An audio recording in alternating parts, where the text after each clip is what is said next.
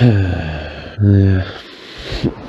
Just sad to see Danny Williams still fighting in his late 40s. Thought he meant to retired a year or two ago. That was well too late anyway, but it seems like he's back. Watching the pictures, it doesn't seem like he wants to be in there. I mean, he doesn't necessarily look unfit. He doesn't, yeah, if anything, he looks like he's a bit leaner than when I remember him, but he's it's not necessarily a good thing. He doesn't want, and you see that sometimes fighters they struggle to let go when they're past it, and they still want to carry on even though they know that they're not the best, because A, they maybe need the money, or B, they just can't leave it alone, or both. Maybe. But in terms of that second point, you can't leave it alone. He doesn't seem like he wants to be in here.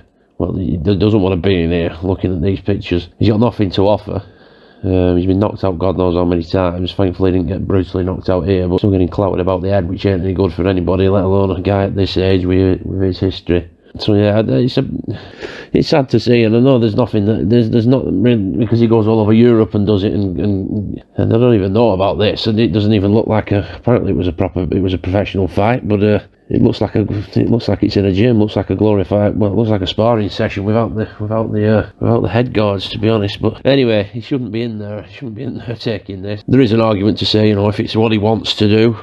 If it's what he wants to do, then who's anybody to tell him no? But it doesn't, looking at these pictures, doesn't look like he wants to be in there, does it? And it's not exactly on a big show, so I can't imagine he's being paid much, if anything, for this. So yeah, I don't think... It's about time, when we see him in his pomp and remember him against Tyson and against Klitschko.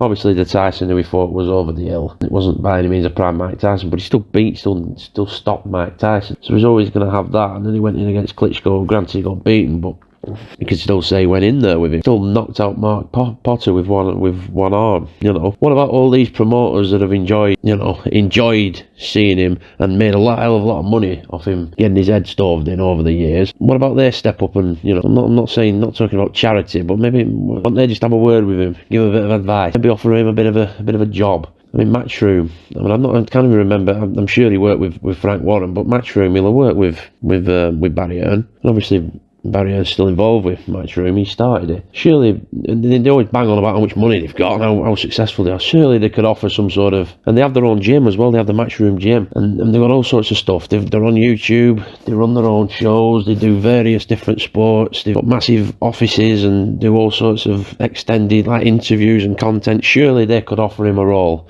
Don't have to pay him the earth, even though they bang on about how much money they have. Couldn't they just give something back? Or Frank Warren?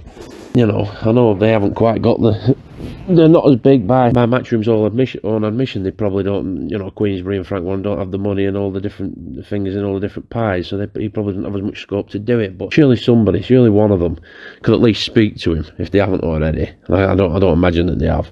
Could they not offer him some sort of job, something else for him to do, something else for him to fill his time where he's still involved with boxing, but he's not getting his fucking head stoved in? It's about time, really, that they give something back. I mean, it's all right. You see him driving around and putting all these massive multi-million-pound purse bids in and driving around in their Rolls Royces. Here's Danny Williams. I don't even know how he's travelling, but I can't imagine he's travelling around Europe first class. He's fought all over the place in Europe, all the Germany and Luxembourg and Albania and God knows where else. You're not telling me he's flying first class around all these places. You ain't telling me he got fucking paid anything for that. There were no bastard there. There were nobody watching. But the punches don't do any less damage because there's nobody there. It's just about time to give something back, because they're like I say, they're all driving around and they're enjoying the spoils of his health. You know what I mean? The health that he's lost or is losing, because you're not telling me there hasn't been some damage done. He's had 80 odd fights, 86 fights, and he's lost 30 odd of them. And even in a hell of a lot of fights that he won, as I remember, he still took a fair bit of punishment. He was never a Floyd Mayweather type. He was always liable to get hit, as I recall. So it's just very sad to see, and I think it's about time that some of these big wig, by their own admission, sort of very successful boxing people got hold of him and give him a bit of a hand, really, in whatever way they can.